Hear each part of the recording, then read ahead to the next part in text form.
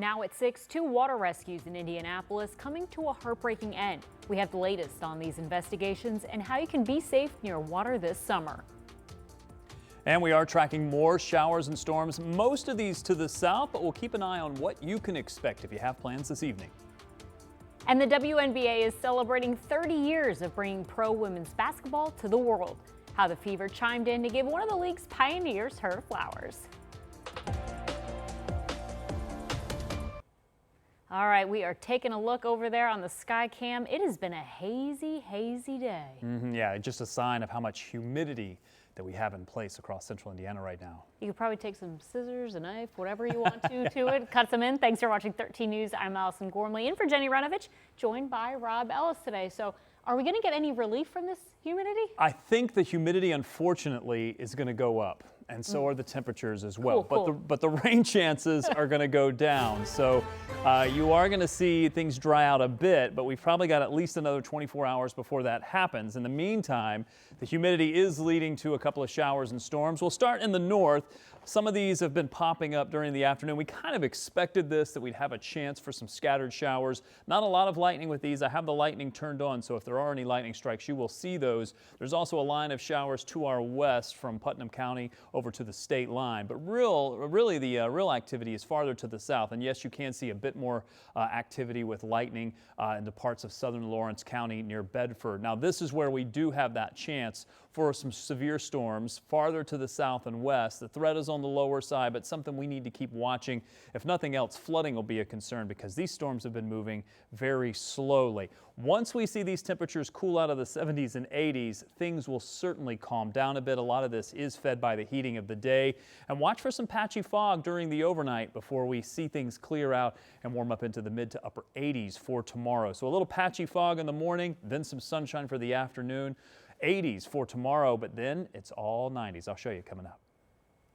Thanks, Rob. And remember, you can stream our new live local radar 24/7. You can watch the storms as they roll in around the clock, as well as check out the forecast whenever you feel like it. Just download the free WTHR streaming app on your TV. New at 6, the Johnson County Coroner's Office is searching for this 33-year-old man. Tyler Wagaman was reported missing by the Greenwood Police Department 2 weeks ago on June 14th. The coroner's office said Wagaman's last known phone ping was Wednesday, June 17th in Gosport, Indiana. Wagaman is described as being 6'2" and his vehicle is a 2003 black Ford F-150. If you have any information, you're asked to call the number on your screen or your local police department. Tonight, we're learning about a man found dead in the White River. This is the second water recovery in Indy where the victim died in roughly a 24-hour span. IFD shared this video as crews recovered the man's body Friday evening, not far from the IU Indianapolis campus. They'd been searching since around 7 in the evening. Investigators got a call from someone running along the water. IFD said the person spotted the man enter the water and not resurface. Rescue crews showed up and found someone's personal items along the shore. That's where they started the search. Investigators tell 13 News it took about an hour to find the man using boats and divers in the water. It's important to point out we do not know the exact circumstances of this case, but we took a moment to talk with firefighters about water safety measures. We do encourage people to get out there and enjoy all that the city has to offer. We have some great waterways in the city, but also you have to just be aware of if you're not familiar with the body of water that you're going to be around, make yourself familiar with it before you enter the water, whether you're on a boat, whether you're on a kayak, whether you're trying to fish or swim. You need to have a personal flotation device. Always, be in the water or around the water with a buddy. The Indiana Department of Natural Resources is now leading the investigation. Right now, we're working to learn the identity of the man and what he may have been doing in the water. Now, the other water recovery happened Friday afternoon. DNR said the body of Eric C. Neithers, 54, of Indianapolis, was found near where he had been reporting missing in a retention pond on the Sheehan Place on the northwest side. Guns and drugs were seized by law enforcement Friday during an ongoing homicide investigation in Kokomo. The list of seized items include multiple firearms, heroin, cocaine, and fentanyl. The warrants were executed by the SWAT teams for KPD, Indiana State Police, and Howard County Sheriff's Office. Police said the investigation is ongoing and did not specify which homicide is being investigated. Anyone with information is asked to contact the Kokomo police, or if you prefer to stay anonymous, Crime Stoppers. An investigation is underway after a vehicle crash ruptured a gas line, sparking a fire at a Lawrence apartment building. First responders were called out shortly after midnight Saturday.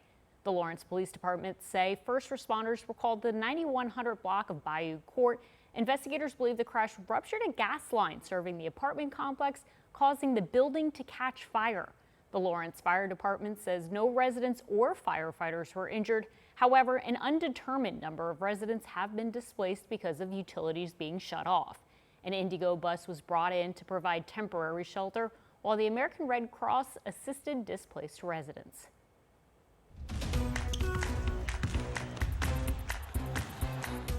The WNBA's first president is in town to accept an award during the Fever game as they host the Sparks tonight. Val Ackerman was a key figure when the WNBA launched back in '96, 30 years ago. Now she's the commissioner of the Big East Conference. The Indiana Fever call her a visionary leader who's had a lasting impact on women's basketball. Tonight they'll honor her with the Lynn Dunn Inspiring Women Award. What heartens me is to see so many young women who are sort of out there, ready to jump in and want to contribute and want to be successful and have high ambitions. And so if people like myself and colleagues that I have at the Fever can help them, meet their dreams, fulfill their dreams just like mine were fulfilled, then I feel like that's a responsibility I'm happy to have. The team will recognize Ackerman at halftime when Fever legend Tamika Catchings joins her for an on-court interview. The Fever hosts the LA Sparks tonight at 8. WTHR is your home for local TV, home of the Fever. The next game we're airing is a little more than a week and a half away. That's the July 8th game against the Sparks. You can see the rest of the schedule on our website. Just check out WTHR.com/fever. As the death toll climbs from earthquakes in Venezuela, people here in the U.S. want to help. How one woman from Venezuela is helping her country thousands of miles away. And as we head into July next week, we do have the heat building. Temperatures going into the 90s, as we would expect for summertime. We'll put that in a little bit of perspective for you of what you can expect. And we are kicking off one of the busiest travel seasons of the summer. Stick around to hear some good news if you're planning to drive for your vacation.